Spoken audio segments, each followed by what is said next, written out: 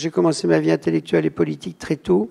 J'ai connu énormément d'universitaires complètement inconnus aujourd'hui. Et c'est vrai que je me disais, j'ai une obligation de faire le lien entre des grands personnages qui sont décédés et souvent oubliés et l'actualité aujourd'hui. Parce que notre folie de société, c'est que tout ce qui a plus de 10-15 ans est considéré comme trop vieux, trop inutile. Dans cet ouvrage, vous prenez la défense des hommes et des femmes ordinaires et vous montrez, à travers cette réflexion que vous développez dans cet ouvrage, que ces médias méritent beaucoup plus d'attention et de considération. Et que même encore aujourd'hui, on considère la télé comme les médias pauvres, on va dire, par rapport à l'Internet, par exemple, qui est considéré être... Parce qu'il y a toute cette idéologie du début de l'Internet, la liberté, l'intelligence collective, etc., etc. C'est vrai que les techniques, elles jouent un rôle formidable quand elles sont en adéquation avec une mutation sociale, par exemple. Ce qui est formidable dans la radio et la télévision, c'est que c'est en adéquation avec l'immense mouvement d'émancipation populaire pour le suffrage universel, l'apparition de la consommation de masse, l'apparition de la société de masse. Et donc, la radio et la télé, entre 1920 et 1970-80, elles ont eu un rôle d'émancipation extraordinaire. Des millions de gens ont accédé au monde grâce à ces petites fenêtres. Donc, on avait une hypothèse qui était fausse et qui continue aujourd'hui, c'est de croire que le spectateur l'auditeur de radio, le spectateur de télé est passif. Et que l'internaute est actif uniquement parce qu'il est en train de taper sur un clavier.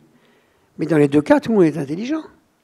Et si on se fait avoir par un message, c'est parce qu'on a envie de se faire avoir par un message.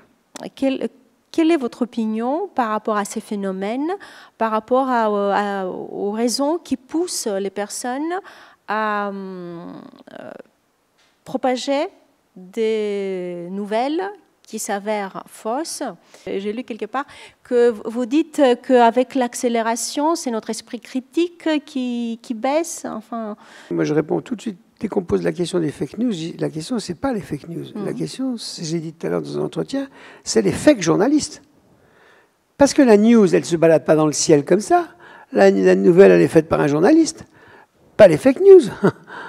Donc, c'est facile. Tout le monde critique les fake news. C'est quand même pas démocratique. Mais la question, c'est qui a fabriqué les journaux, qui a fait les nouvelles? C'est les journalistes. Donc ce qui est en cause dans les fake news, ce n'est pas les nouvelles, c'est ceux qui font les nouvelles. La nouvelle, c'est le résultat d'un travail. Une information n'existe jamais. Elle est construite, elle est fabriquée, elle est écrite, elle est filmée. Là, la grandeur du métier de journaliste, c'est un métier indispensable à la démocratie. Parce que plus il y a d'informations, plus il faut des journalistes pour trier. Le métier d'un journaliste, c'est qu'il décide, dans une journée où il y a 150 000 événements, d'en sélectionner 50. Les réseaux véhiculent autant de vérité que de mensonges, que de manipulations, que de fantasmes. Et la presse aurait dû être la première dans le monde à dire, écoutez, c'est très bien ce truc-là, parce que ça généralise l'expression, on se parle, etc., etc. Mais ça n'a rien à voir avec le métier qu'on fait. Mais sur l'autre question, les réseaux, les deux se renforcent. L'hypothèse de base des réseaux, qui est une hypothèse fausse, mais qui marche très bien, et de dire que les réseaux, c'est la démocratie parce qu'on s'exprime librement. Oui, on s'exprime librement, et c'est un progrès.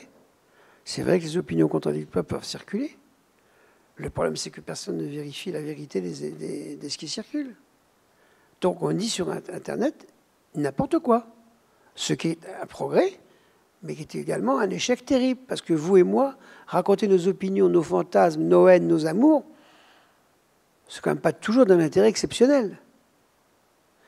Donc la tragédie des réseaux, c'est qu'on confond extension de l'expression avec extension de la démocratie. D'ailleurs, j'ai trouvé une phrase, il y a 20 ans ou 25 ans, je ne me souviens plus, que j'adore, parce que finalement, en écrivant, on écrit 15 phrases fortes. C'est « si tout le monde s'exprime, qui écoute ?» Je déteste ces intellectuels qui disent que le monde est pourri et qui n'offrent aucune alternative. Oui, il faut être critique sur le monde contemporain.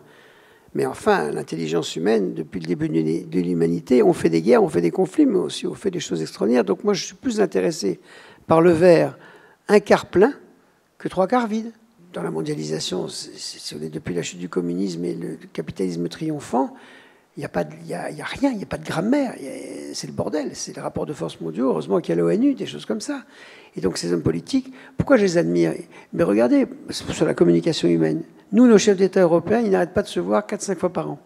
Et bien dans la mondialisation, qu'est-ce qu'ils ont inventé depuis 1990? le G2, le G4, le G6, le G8, le G20, le G32. C'est-à-dire que les chefs d'État n'arrêtent pas de trouver des occasions au cours d'une année pour se rencontrer au moins 4-5 fois. Pour la même raison que les chefs d'État européens, c'est parce que le monde est tellement dangereux qu'ils font exactement comme vous et moi dans la vie, ils se rencontrent pour se renifler. Il y a le protocole qui bouffe beaucoup de temps, mais le reste du temps, ils se regardent, ils s'observent. Et ils se jaugent, comme on se jauge partout pour éviter la guerre. Et quand il y en a un qui pète un câble, jusqu'où il pète un câble, est-ce qu'on peut le rattraper, le Chinois, comment il s'appelle, le Trump, etc. Et pour moi, c'est la supériorité, mais définitive, de la communication humaine. Ils n'ont pas besoin de se rencontrer. Ils ont toutes les informations par les réseaux d'espions, de tout ce qu'on veut, la diplomatie. Mais ils ont besoin de se retrouver. Et ils se disent bonjour. Ce que je veux dire, le truc qu'on fait depuis le début de l'humanité.